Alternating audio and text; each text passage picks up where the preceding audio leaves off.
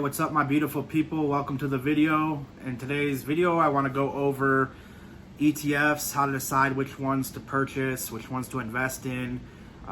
Basically gonna go over like SPY, the S&P 500 SPY ETF, and VOO, another S&P 500 ETF, and just basically go over which one I think would be a better investment. Also going to go over a few other ones, just income-based ETFs, and I hope you enjoy it. Stick around to the end because I'm going to link to a video that will tell you what I would do if I only had 500 to invest. Let's get into these ETFs.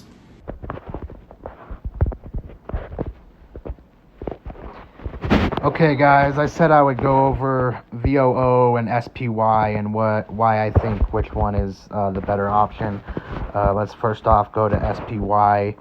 I know on this screen share, you're not going to be, or screen recording, you're not going to be able to see the top of the screen. I realized that since editing this video. So I'm going to go ahead and show you right here. This is the SPY, as you can see there. It's an S&P 500 ETF.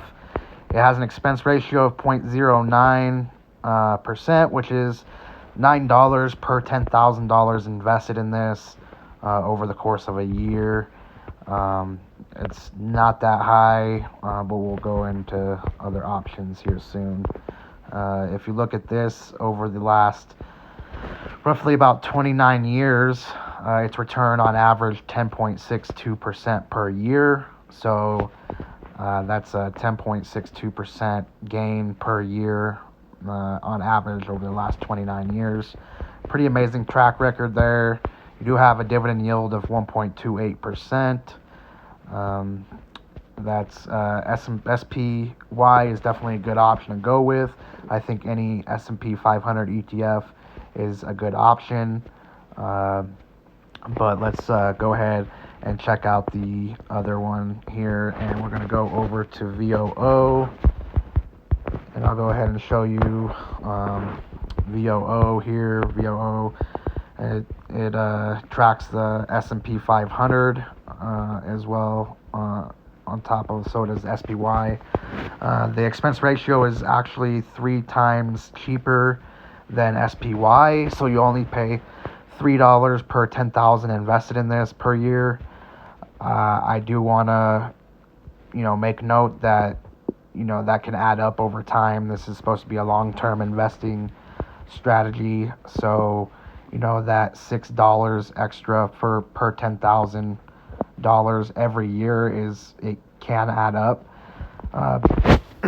Both VOO as well as SPY have a dividend yield of the 1.28%, which is decent for the gains that this gets. So VOO, we're going to go down here. It's quite a bit newer than SPY. It's had about 11 and a half years worth of growth since inception, 11 and a half years, and it's gained about 16.06% over that time frame per year on average.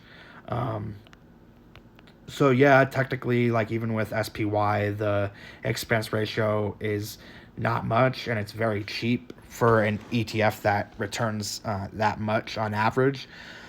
But VOO, if you're looking to minimize expenses and maximize your profit, then over time, then VOO I think would definitely be a better ETF to go with. That's what I'm going with, and I'm not a financial advisor. I do suggest you do your own research and due diligence, but yes, VOO for those couple of reasons, just that the expense ratio is lower, and over time you can save money while getting that return that the S&P 500 gives. Let's look at the next one here. I wanted to show you one as far as income goes, like an income ETF. This is the one that I feel is, the best one probably is the Schwab US Dividend Equity ETF, which tracks a market cap weighted index of 100 dividend paying US equities. Basically, the expense ratio on this is really low as well. It's 0.06% per year. but the dividend yield is also 3.04%. So, roughly with the expense ratio and the dividend yield, you'll get probably roughly about 3% per year for a dividend yield. And as always, I suggest reinvesting your dividends, and you can do that right here on Robinhood. So I'll leave a link in the description box of the video for Robinhood, and you can get a free stock for signing up with a new account. So the expense ratio 0.06% is very low. And as you can tell, over the last roughly 10 years, give or take, it's returned 15.60% a year on average. So that's really good. And that's why I like this ETF for the income, because over time, if you're looking to retire off of your investments, then you have that roughly 3% giving back, basically being reinvested into the ETF, while you're pulling out, roughly 4% or whatever it is you decide to pull out per year, or per year on a retirement. So just something to think about. And so I think let's go ahead and look at VGT, which is Information Technology ETF. So it's basically really heavy into that sector, the information technology. It's basically just tracking a lot of those. There's a lot of very good, strong companies in VGT that VGT holds. This one is, as far as this one compared to QQQ, my own personal opinion is I will go with VGT all day, just because it tracks like 3 times as many information technology companies, and also has half of the expense ratio that QQQ has. But again, that's just my opinion, and you should do your own due diligence. Now, over the last 18 years, since January 26, 2004, it has given a return of 14.07% per year. But if you look at the 3-year return right here, the 41.46%, you would over double your money in 2 years with that. If you look at the rule of 72, which basically you divide 72 by your percentage, your estimated percentage return per year, and you get roughly about the amount of years it'll take to double your money. I'll leave a video about that rule of 72 at the end of this video, so just stick around.